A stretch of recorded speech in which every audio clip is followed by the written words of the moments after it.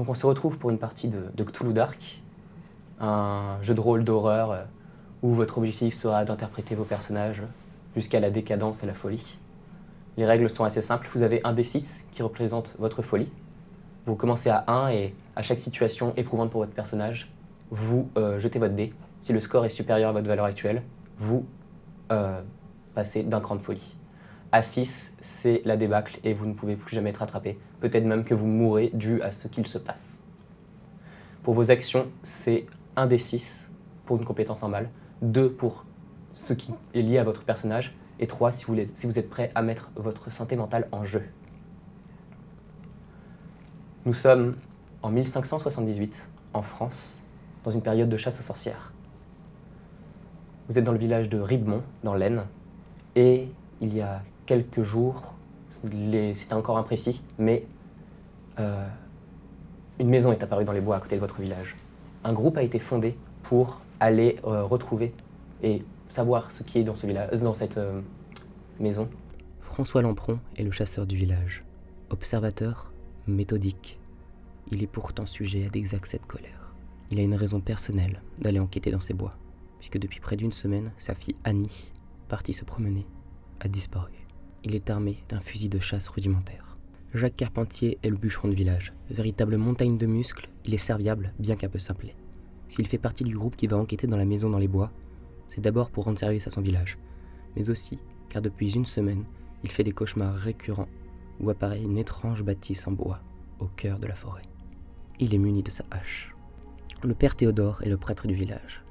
Défenseur de la foi et ennemi des démons, il est pourtant un peu lâche et sujet à la fuite. Pour lui, l'enquête dans la maison est un bon moyen d'asseoir son autorité. Il est armé de son crucifix. Vous êtes donc à l'orée de la forêt. Le temps est couvert, les nuages s'assombrissent, et vous marchez en destination de la maison.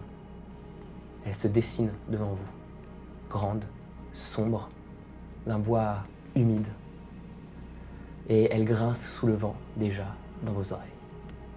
Le ciel se noircit à mesure que vous vous rapprochez de cette maison.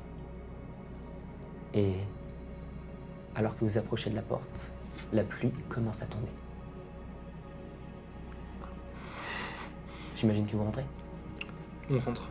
Bien évidemment. Vous rentrez donc dans le manoir et êtes immédiatement envahi d'un sentiment pesant d'angoisse, de pression, de malaise général, comme si vous n'étiez pas à votre place. Le manoir est sombre, comme si c'était déjà le soir à l'intérieur du manoir, alors que vous étiez de journée en entrant.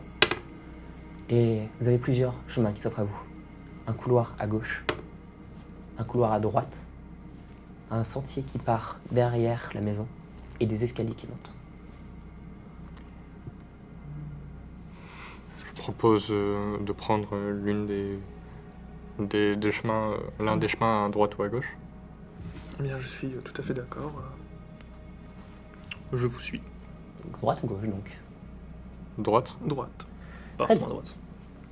Alors que vous avancez dans ce couloir, vous vous rendez compte de quelque chose. Le manoir est incohérent par rapport à ses structures extérieures. Il est déjà beaucoup trop grand par rapport à l'envergure que vous voyez de dehors. Et quand vous regardez au loin, vous avez l'impression que le couloir s'agrandit, mais quand vous avancez au fur et à mesure, il rétrécit. Les tailles, l'architecture n'a aucun sens et vous n'arrivez même pas à l'interpréter en fait mentalement. Vous allez chacun me lancer votre premier jet de folie. 3. 2, Bon, bah, 5. vous tous, vous réagissez très mal à cette incohérence architecturale. Vous me dites comment vous réagissez face à ça. Je regarde un petit peu partout. Je comprends pas du coup le fait que les murs ont l'impression de se rallonger, de rétrécir. Et donc je suis très perplexe par rapport à ce manoir avec un mauvais pressentiment derrière. J'essaie de comprendre ce phénomène, mais j'ai un petit mal de tête qui arrive et j'arrive pas à comprendre. D'accord. Moi, c'est à peu près ça la même chose. Je regarde un peu partout autour de moi. Je me rapproche, c'est quand même ma main gauche de mon crucifix. Et j'essaye ça de me rassurer en disant que c'est probablement le fruit de mon imagination. Vous arrivez donc dans une salle de bain, plutôt rudimentaire. En réalité, il y a une grande bassine dont elle est faite pour se remplir d'eau et prendre un bain, chose assez peu fréquente à votre époque, vous en conviendrez. Plutôt chose de noble. Il y a un miroir et une simple pompe pour remplir la bassine. Vous regardez autour de vous. Oui, on regarde un petit peu ce qu'il y a dans la pièce. Je m'avance en premier. François, tu te rends compte que, en t'avançant vers la grande bassine, tu vois à l'intérieur un chat mort, complètement asséché, comme s'il avait été empaillé ou momifié. Il est en état parfait. Ok. Est-ce que je peux l'examiner en me penchant, regarder un petit peu le corps, du coup, du chat? Bah, visiblement, le chat a simplement tout le haut de son corps est parti d'un coup, et tu n'as aucune explication logique de pourquoi ça serait passé comme ça. Père Théodore, alors que vous êtes en train de regarder autour de vous, votre regard se porte sur le miroir qui est dans la pièce, et quelque chose semble problématique dans votre reflet. Vous vous attelez à regarder de plus près, et un démon remplace votre reflet, vous faisant reculer d'un pas et vous faisant jeter votre dé de folie. Parfait. Très bien. Vous réussissez à garder les pédales. Ce démon, vous avez l'impression de le reconnaître.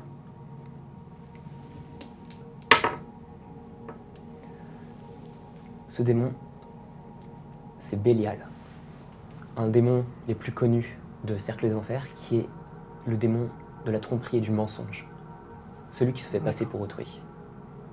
Vous allez de l'autre côté du couloir ? Exactement. À gauche donc ? Ouais. Vous rentrez donc dans une grande bibliothèque, encore une fois incohérente par rapport à l'architecture, mais votre cerveau commence à essayer d'assimiler cette folie architecturale.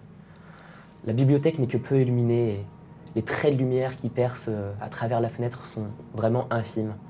L'ambiance est pesante et il y a une moiteur presque palpable en fait dans cette bibliothèque. Vous vous rendez compte que la plupart des livres sont usés et si quelqu'un d'entre vous essaye de prendre un livre, il tombera directement en poussière en fait. Il y en a un seul qui semble un peu se démarquer des autres, un peu moins usé. C'est un livre à une couverture de cuivre assez fin. Vous ne savez pas écrire, mais pour vous, Père Théodore, ça semble être un carnet de bord, quelque chose dans lequel on note régulièrement nos activités. D'accord. Bah donc du coup, avec précaution, je m'avance pour prendre le livre et essayer de le lire. Toutes les pages sont vierges, à une exception près.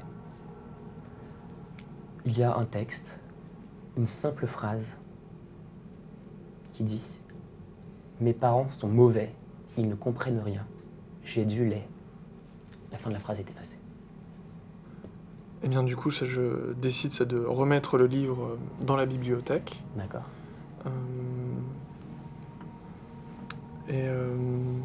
Aux autres, je me tourne vers eux et je leur dis que oui, ça quelque chose cloche avec cette maison, mais que nous devons rester sains d'esprit. Très bien.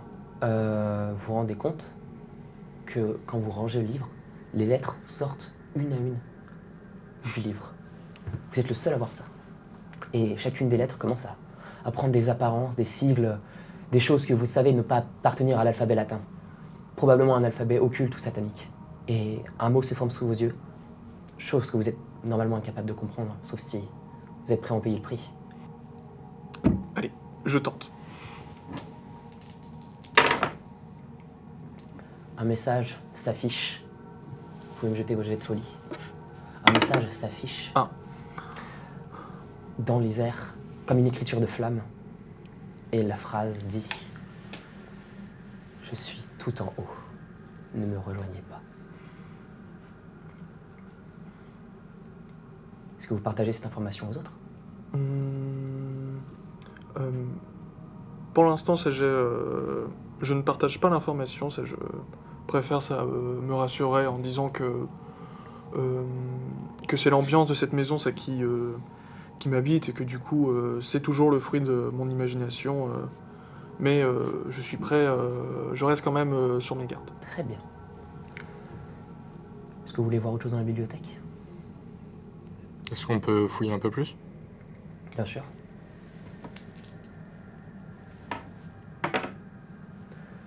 Tu penses avoir fait le tour de ce qui était trouvable dans cette bibliothèque. D'accord. Alors que vous en ressortez, vous voyez au sol comme des petites traces de pas qui montent un à un les escaliers. Des traces de pas visiblement d'enfants. Et qu'on va suivre en montant les escaliers. Vous ne savez pas précisément si ces traces de pas étaient là ou pas avant. Vous n'avez pas fait attention en fait en rentrant dans le bâtiment. Vous montez donc à l'étage et à cet étage-là, il y a plusieurs choses. Il y a d'abord un escalier qui monte encore plus haut, mais qui mène à une porte cadenassée. Sinon, au premier étage, vous avez 3 portes. 2 qui mènent à des chambres visiblement petites et une 3e pièce que vous ne pouvez pas savoir sans ouvrir. Vous dirigez où? Vers la porte la plus proche qui est ouvrable. D'accord. Vous rentrez donc dans la première chambre et la première chose qui vous vient, c'est une odeur d'humidité ambiante et écœurante. Il y a un lit double au centre de cette chambre et une grande tache sombre et noirâtre. Vous ne savez pas exactement ce que c'est, il faudrait s'y pencher de plus près en fait. Qu'est-ce que vous faites? Je vais examiner cette tache sombre. Tu as déjà vu ce genre de tache, pas sur des draps, mais parfois, quand tu vas couper du bois à l'extérieur, tu tombes sur des animaux morts depuis peut-être quelques jours, et le sang a tendance à noircir et à s'assombrir au contact de l'air. Donc tu sais que c'est visiblement une très grande tache de sang que même un corps humain ne pourrait pas contenir. On peut faire le tour un peu de la pièce ou... Oui, pareil, je fais le tour de la pièce, mais en mettant ça quand même ma main devant mon nez, ça ma bouche, Oui, pour essayer couvrir de... l'odeur. Oui, ça pour couvrir l'odeur. Bien. François, tu as eu un peu l'œil et tu t'es dit que fouiller dans l'immeuble serait probablement quelque chose de judicieux, et tu as eu raison. Tu sors un autre carnet qui semble un peu moins usé que le précédent que vous aviez trouvé dans la bibliothèque. À nouveau, un texte d'une écriture que tu trouves différente, bien que tu ne saches pas lire, Je ne sais pas lire mais les exactement. formes te paraissent différentes. Est-ce que tu partages la trouvaille? Je montre à Monsieur Théodore, je lui tends du coup le carnet Bien, du pour lui coup- demander de me déchiffrer ce carnet. Du coup, ça, je récupère le carnet et je commence à le lire. Très bien. Maggie est de plus en plus étrange. La maladie la condamne à rester alitée toute la journée. Mais son comportement m'effraie de plus en plus. Bon, allons dormir. Nous la retrouverons pour en parler demain. D'accord. Bah là, du coup, là, je décide de partager l'information en parlant au niveau de la Maggie, qu'elle était peut-être... que c'était peut-être une enfant malade. Pour vous, après cette explication, vous comprenez que c'est visiblement le journal intime ou le carnet de bord des parents de Maggie, et que c'était aussi visiblement leur chambre. D'accord. La tache dans le lit ne laisse pas présager de bonnes choses, surtout en vue du texte que vous avez trouvé dans la bibliothèque. Ouais. On poursuit les recherches. Vous allez dans la 2e ou dans la grande pièce à côté? Dans la 2e chambre. Dans la 2e chambre. Très bien. Vous arrivez donc dans une 2e chambre qui semble étonnamment plus épargnée que tout le reste de cette maison. À la fois par les affres du temps, par l'humidité, même l'ambiance semble plus claire à l'intérieur. C'est une chambre qui semble peut-être une chambre d'invité, puisqu'il n'a pas beaucoup d'usure en fait. On fouille la chambre pour voir si on peut trouver certaines choses intéressantes. Très bien. Vous aussi. La même. Vous tombez. Vous, Jacques, sous l'oreiller du lit, vous trouvez un petit ruban rose. François, à la vue de ce ruban, vous réagissez et vous reconnaissez ce ruban. Oui. Vous avez une réaction peut-être. Dites-moi tout. Je suis déjà très surpris de voir le ruban sur ce lit. Et je fais un mouvement de recul, tout d'abord. Et ensuite, je me précipite sur le ruban pour vérifier si c'est bien... Il n'y a aucun doute là-dessus. Il y a des mèches de cheveux blondes sur ce ruban qui correspondent aux cheveux d'Annie. Et il y a un autre problème, c'est que le ruban semble lui aussi avoir une petite tache brune qui n'était même pas perceptible quand Jacques l'a prise. Tu vas devoir me jeter un jet de folie. 5. 5, donc tu passes à 3 de folie. Comment réagis-tu? Déjà très énervé, déjà. Énervé et paniqué. Je commence à regarder partout, à essayer de un petit peu... je sais pas, d'ouvrir, de voir s'il y a d'autres taches de sang, s'il y a d'autres... C'est la seule tache que tu as trouvée sur le ruban. Les autres, vous voyez, du coup, François, rouge de colère, en train de tout retourner dans cette chambre. Qu'est-ce que vous faites? On lui demande mais que se passe-t-il? Pourquoi réagissez-vous ainsi à la vue de ce ruban? Eh ben, c'est le ruban de ma fille. Et donc, je dis de façon énervée et non rationnelle, et que je ferai tout pour la retrouver, même si je dois mettre cette maison sans dessous. Et du coup, je commence à partir de la chambre. Très énervé. En effet, vous deux, vous vous souvenez d'avoir vu déjà une petite fille de 8 ans aux cheveux blonds accompagner François parfois dans le village. Et vous vous remémorez que, effectivement, ça fait quelques jours que vous ne l'avez pas vue dans ce village. Qu'est-ce que vous faites? D'accord. Personnellement, ça, j'essaye ça de rattraper notre cher ami en voyant qu'il est en train un peu de perdre les pédales, donc du coup, ça pourrait essayer de le canaliser. François, alors que vous sortez dans le couloir, vous entendez une petite voix. Papa, papa, j'ai peur. Papa, aide-moi s'il te plaît. Cette voix semble se déplacer, d'abord tout autour, dans les murs, et la voix provient finalement du ventre de Père Théodore. Tu entends distinctement la voix de ta fille depuis le ventre du prêtre qui te fait face. Jette-moi un jet de folie, s'il te plaît. 2. Tu arrives à rationaliser peut-être ce qui vient de se passer. Qu'est-ce que tu fais? J'ai déjà un mouvement de recul. Déjà, je me dis, c'est pas normal, c'est bizarre quand même. Père Théodore, vous ne comprenez absolument pas ce qui vient de se passer, vous n'avez rien entendu et François a reculé d'un coup. Oui, c'est François, c'est moi, ne vous inquiétez pas. Vous les rejoignez? Mhm. Vous allez donc dans la dernière salle. Mm. Sur cette la porte de la dernière salle, il y a une page arrachée et grossièrement placardée contre la porte. Père Théodore, cette page semble arrachée du D'accord. carnet que vous aviez dans la bibliothèque. D'accord. Il est écrit « Mes amis aussi étaient mauvais, j'ai dû les... Mais une nouvelle amie est venue. Je peux jouer avec elle maintenant. Mais ils arrivent, suivi des lettres TJCFL. Donc du coup, je commence quand même un peu à m'inquiéter au niveau de cette fameuse nouvelle amie dont elle parle. Mhm.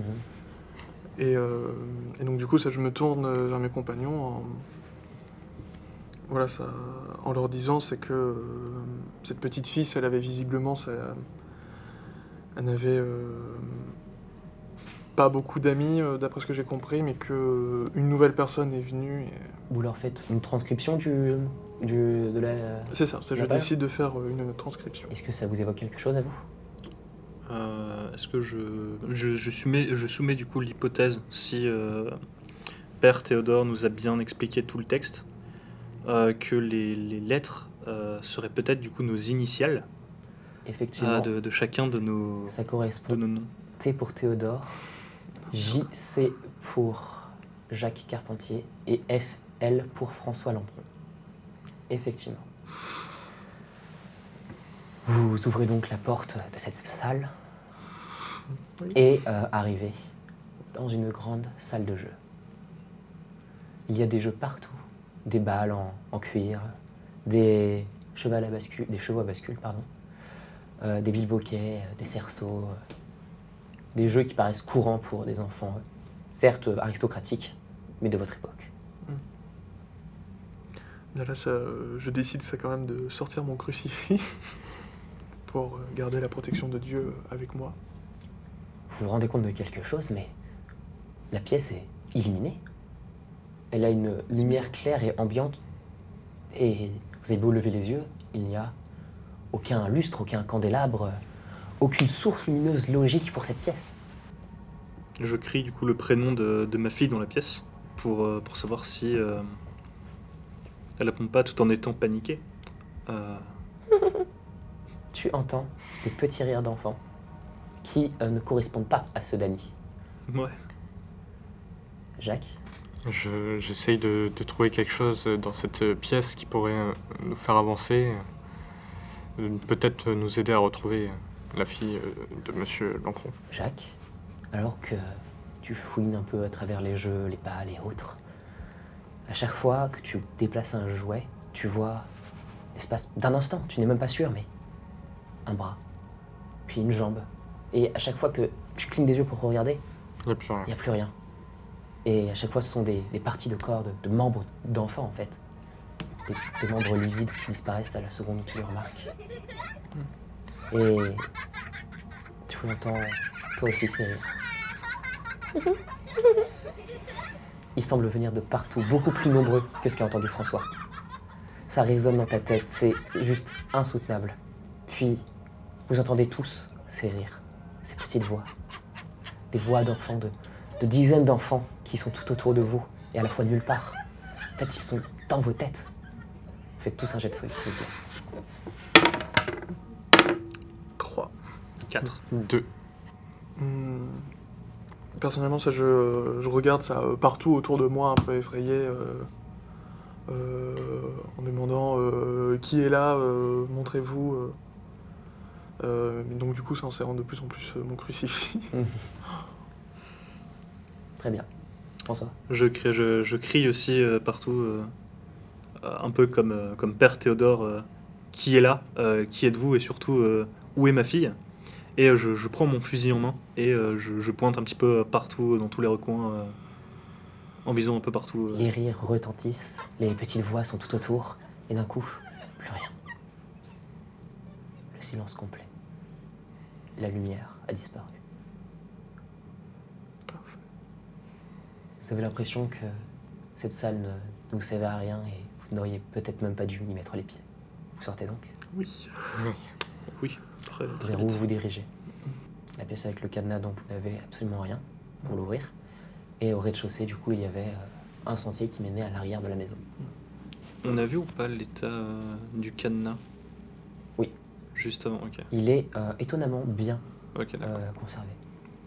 Est-ce qu'on peut essayer de le forcer à coups de hache Tu penses que ta hache y passerait?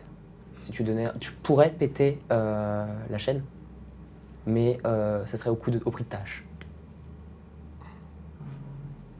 Ben, je propose à mes chers acolytes de passer derrière, d'utiliser le chemin D'accord. qui ramène derrière la maison. Très bien. Dans le couloir menant au jardin, il y a des mouvements qui se passent dans votre vision périphérique. Des ombres qui longent les murs, qui dansent tout autour de vous. Des ombres visiblement incohérentes puisqu'il n'y a aucune fenêtre dans le couloir où vous êtes. Elles tournent et se balayent tout autour de vous. Il y a visiblement une entité qui cherche à vous tourmenter. Vous allez me devoir faire un jet de folie à nouveau, sauf si le père Théodore incante quelque chose. Eh bien oui, dans l'état actuel des choses, oui, ça je décide d'incanter quelque chose afin de repousser ces ombres. Dans un petit psaume, tu fais une petite prière en appelant l'aide de la Vierge Marie, de te protéger de ces créatures obscures, et tu entends à nouveau comme des hurlements dans ta tête. C'est les ombres qui hurlent, tu n'es même pas sûr, mais d'un coup, elles disparaissent. Et ton crucifix explose. Tu viens de sauver tes compagnons d'un choc, d'une certaine folie. Vous arrivez donc, en passant la porte du fond, dans un jardin. C'est un joli jardin avec des parterres de roses, de tulipes et de multiples fleurs. Et un peu plus loin derrière, il y a un pavillon. Vous vous rendez compte que ce jardin semble comme s'être suffi à lui-même, comme s'il avait grandi tout seul, mais de manière très esthétique, très pure, très belle. Vous entendez encore l'orage de l'extérieur, mais pourtant, bien que ce soit à l'air libre, aucune goutte ne tombe sur vous. Quand vous levez les yeux, vous voyez bien ces nuages sombres, mais ça semble comme un hameau, un sanctuaire, ici. Qu'est-ce que vous faites ? On peut traverser jusqu'au pavillon. Oui. C'est ce que je propose à mes camarades. Alors que vous avancez, au centre de ce jardin, vous ne l'aviez même pas vu, mais il y a un petit banc qui semble être là pour s'apaiser parmi les plantes. Et sur ce banc, un chat identique à celui qu'il y avait tout à l'heure dans la bassine, mais pleinement vivant. Il vous regarde et il vous dit « Que faites-vous là ?» Jet de folie, s'il vous plaît. Ok. 2. 5. Vous montez encore d'un cran tous les deux. Monsieur François, Oui, déjà un très gros mouvement de recul et je pointe le fusil sur le chat. Et d'un air effrayé et très énervé aussi, de par la disparition de ma fille. Je lui demande ce qu'il est, ce que c'est et pourquoi un chat parle. Moi, je flippe totalement, je recule de quelques pas. Je porte ma main à la hache et je crie tout simplement « Qu'est-ce qui se passe ?» tout simplement, vous vous rappelez, vous savez qu'en votre époque, les chats ne sont déjà pas bien vus. Ce sont des créatures du diable. C'est d'autant plus un chat noir, l'animal totem de ce qui accompagne une sorcière. Et tu remarques sur son corps, l'exacte même disposition en fait, de son pelage, les mêmes yeux que le chat mort avait. Ah oui, d'accord. Il se lèche la patte et reprend ses questions. J'ai demandé en premier, que faites-vous là ? Je fais un signe de croix. Ah, la maîtresse ne va pas aimer. Quelle maîtresse ? Eh bien, la maîtresse de ces lieux, ses parents nous ont quittés il y a déjà quelques temps et elle se sent très seule ici. Mais avec une telle maison, elle a un rythme de vie assez effréné, disons. Elle a souvent des invités, mais vous êtes les seconds depuis longtemps. Il y avait une petite fille qui est arrivée il y a une semaine. Je crie, je l'interromps à ces mots. Je crie où est-elle et qu'avez-vous fait de ma fille ? Je fais oh, enfin, je sais que la maîtresse et la petite sont partis jouer ensemble hier, mais je n'ai vu aucune trace de la petite pourtant depuis ce temps. Elle est peut-être partie, vous ne l'avez pas recroisée ? Non. Ce chat, à la fois il t'énerve et à la fois il te rend fou de colère en fait. Ouais. Vous voyez qu'il est tremblotant, presque prêt à décharger sa seule cartouche dans la tête de chat. Du coup, ça, je vais vers mon ami et donc du coup, ça, en quelque sorte, ça, je prends sa tête ça, pour lui enlever sa vue du chat, et puis ça lui disant c'est que de se reconcentrer, de ne pas parler à cette créature du diable. Et donc du coup, c'est qu'on continue notre avancée. Amen. Tu réussis à trouver des paroles visiblement apaisantes qui, pour au moins un temps, calmeront François. Et dans cette cacophonie ambiante, Jacques, tu es là, au milieu, le banc en face de toi, les parterres de fleurs, le pavillon derrière, et cette scène-là, ce plan-là, tu l'as déjà vu. Il te fait comme un flash dans la tête, et tu sursautes et tu vas me faire un jet de folie, s'il te plaît. 3. Très bien. Dis-moi comment tu réagis. Je suis surpris par cette vision qui m'est familière et j'essaye de garder à l'esprit toute lucidité et je vais essayer de voir ce mystère. Très bien. Vous êtes toujours en face du chat. Est-ce que vous avez d'autres questions à lui poser? Il semble très nonchalant et n'a pas apprécié le signe de croix. Est-ce que je vais essayer de le contourner tout en le fixant pour aller jusqu'à ce pavillon qui m'est étrangement familier? Très bien. Le chat ne pose aucune résistance. Vous me suivez? Ou vous restez devant cet infernal félin? Je le suis, Je le suis. tout en essayant de contrôler ma rage envers Très bien. ce truc. Lui, j'essaye de le contrôler aussi, lui. Pour l'instant, ta rage est contenue. Vous arrivez devant le pavillon et il est grossièrement barricadé. Plusieurs planches de bois ont été clouées contre le pavillon et c'était des planches de bois assez vieilles, assez moisies. Est-ce que je peux utiliser ma hache pour...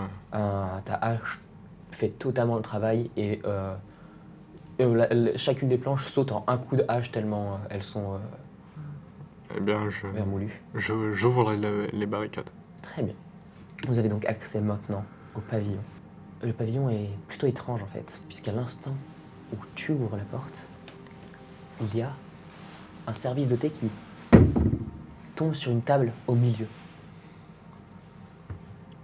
Ce pavillon était visiblement utilisé pour prendre le thé de manière plaisante avec une vue sur le jardin. Mais il a aussi été réutilisé et maintenant il y a plusieurs outils d'un paysan de base de votre vie, une bêche, une truelle, une pelle, etc., qui ont vécu par la force des âges et qui sont toutes rouillées. Ça vous perturbe cette chute de service de thé. C'est comme si vous aviez interrompu en fait des esprits qui étaient en train de prendre le thé et vous les avez dérangés en arrivant.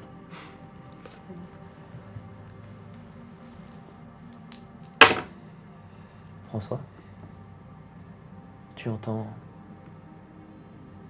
comme un tout petit son en fait. Une voix étouffée que tu arrives à localiser en fait. Juste derrière toi, il y a un sac qui est tremblotant et d'où vient le gémissement. Ok, je me précipite vers le sac et j'essaie de retirer le sac. Enfin, Tu ouvres le libérer sac la personne. et à l'intérieur se trouve Annie. Elle te regarde de ses yeux terrifiés et fait « Papa, on est où? C'est ça la mort ?» Je la prends déjà dans mes bras en étant déjà rassuré qu'elle aille bien. Et j'essaie aussi de la rassurer et de lui dire qu'on va rentrer à la maison, qu'elle n'est pas morte et qu'il n'y a pas de souci à se faire, qu'on arrivera à sortir de cet enfer et de cette maison de malheur. En fait, juste après le choc de t'avoir vu, elle a littéralement abandonné ses forces. Genre, elle se retrouve maintenant dans un endroit presque familier de ce lieu horrible, c'est-à-dire tes bras, et elle est tombée inconsciente sous le choc. Ok. Tu peux totalement la porter à Je l'habitant la et tu es un gros chasseur. Oui. Jacques, dans ce service de thé qui t'a tant perturbé en sautant sous tes yeux, tu t'approches et tu regardes. Il y a une clé dans une des tasses. Une clé que peut-être correspondrait à certains cadenas que vous avez déjà vus. Eh bien, je propose à mes compagnons qu'ayant sauvé la petite fille de notre cher chasseur, peut-être retourner au village chercher des renforts afin de mettre le feu à ce manoir. Je suis totalement d'accord. Effectivement, c'est la solution qui vous paraît à tous la plus logique et surtout à toi, Ouais. François, c'est celle qui fait le plus parler ta rage. Vous rebroussez donc chemin, repassez par le jardin où il y a un chat mort desséché sur le banc. On se dépêche. Vous tracez donc votre route, vous vous dépêchez, traversez ces couloirs incohérents aux formes illogiques et arrivez à l'endroit où il aurait dû avoir la porte. Le manoir se réorganise. Vous êtes pourtant persuadé que la porte était là. Tu ne doutes pas une seule seconde de ton instinct de chasseur et de ta capacité à te repérer. Tu es accompagné par Dieu. Pourquoi tu serais perdu? Et toi, rien ne se met d'ordinaire sur ta route. Comment ça se fait qu'il n'y ait juste plus de porte? Un jet de folie pour chacun d'entre vous. 2. 6. Tu montes de 2 crans. Oh merde. Non. Jacques, ça te fait très mal. Comment tu réagis? Je tombe des nues, littéralement je m'effondre. Et je sais pas du tout comment réagir et j'ai une petite larme qui coule sur le jour. Vous voyez en fait la montagne de muscles, le colosse du village, Jacques Carpentier, s'effondrer comme si c'était un petit garçon. Et avoir les mêmes larmes qu'un enfant, c'est comme si cette sorcellerie, toute cette magie, ça rendait même les plus forts et les plus vaillants des hommes impuissants. Et vous êtes impossible de repartir pour le moment. Déjà, j'essaye de rassurer mon ami en disant c'est une épreuve que Dieu nous fait subir. Nous devons nous montrer forts afin de la réussir. Mais en ayant quand même peur de tout ça. Tu es tout aussi terrifié que lui en fait, donc tes mots ne sont pas rassurants. Ils ne sont pas empirants, mais tu ne parviens pas du tout à le calmer. À demi-mot, vous comprenez que vous n'avez qu'un seul choix, c'est de monter à l'étage. Et peut-être faire face à la maîtresse des lieux. Et du coup, on y va. Bon bah c'est parti. Vous montez donc les marches, arrivez jusqu'à l'étage. Jacques, tu utilises cette clé pour déverrouiller le cadenas. La chaîne tombe et la porte s'ouvre sur un grand couloir brumeux. Il y a comme une brume qui a envahi toute la pièce. Et c'est aussi plongé dans la nuit. Il y a une espèce de lumière clair-obscure de la lune qui traverse les fenêtres du couloir. Mais encore une fois, le temps ne semble avoir aucune logique ici. Tout ce couloir est dans un désordre pas possible. Il y a des meubles partout, des jouets. Ça rend le terrain difficilement praticable en fait quand vous avancez. Mais contrairement à d'autres pièces de la maison comme la bibliothèque ou la chambre des parents, elle ne vous semble pas sale, simplement extrêmement désordonnée. Père Théodore, Oui. vous remarquez parmi tout ce bazar une nouvelle page, semble visiblement elle aussi arrachée, posée sur un des meubles. Cette page dit « Demain, j'utiliserai ma nouvelle amie, et ainsi, je ne serai plus jamais malade. » D'accord.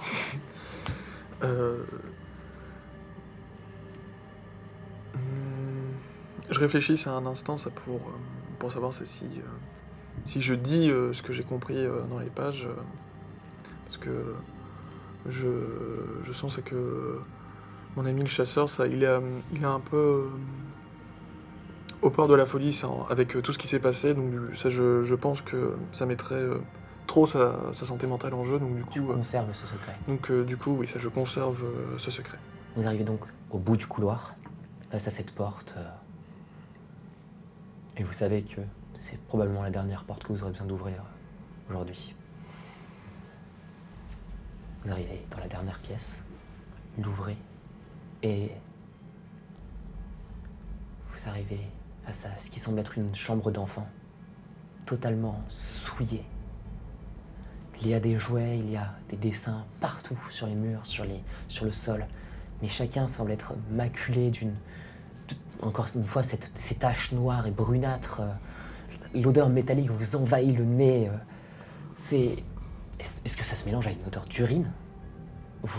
C'est très dur à voir pour vous, mais presque vous avez encaissé, c'est presque banal, même si c'est horrible.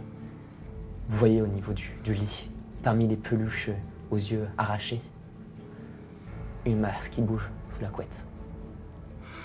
La couverture se dévoile, et face à vous, une jeune fille, sans jambes, sans yeux,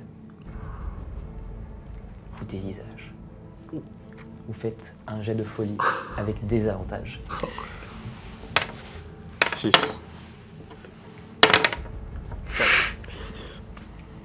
Ok, donc tu es le seul qui prend le coup. En fait, tu te dis que pour ta fille, tu dois tenir le coup. Mais vous deux, vous... Là, je recule, mais par peur, et puis ça, je ne vois pas, et en fait, ça, je trébuche sur un jouet, et puis même tomber par terre, ça, je continue de reculer, c'est parce que je comprends pas du tout ce qui se passe, et ça me terrifie. Jacques, À cette vue d'horreur, je ne réagis plus de moi-même. Je prends ma hache et j'essaye de mettre un grand coup dans ce qui reste de la tête de la gamine. j'ai de force comparée. La créature semble avoir une force monstrueuse. À l'instant où tu abats ta hache sur elle, elle te prend le bras et te le casse d'un coup sec. Vous entendez tous les deux les hurlements de douleur de Jacques.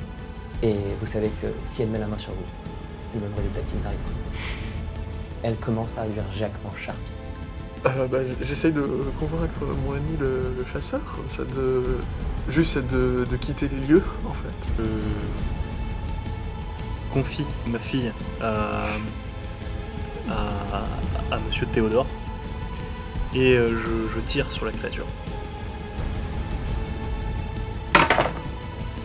Alors que tu tires ton unique cartouche en plein dans la tête de cette créature qui a réduit en bouillie Jacques, tu vois pendant une demi-seconde un instant d'incompréhension, puis de pure tristesse, avant que ce monstre s'écroule au sol.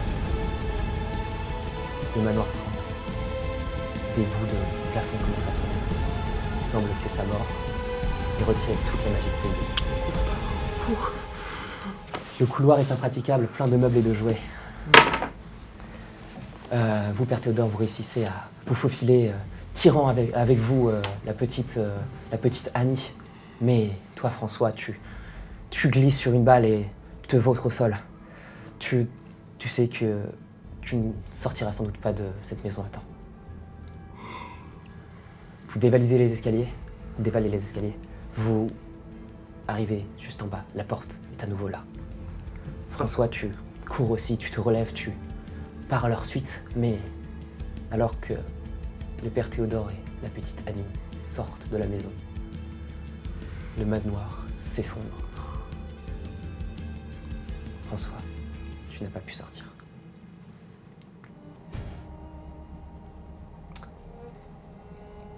C'est la fin de ce JDR.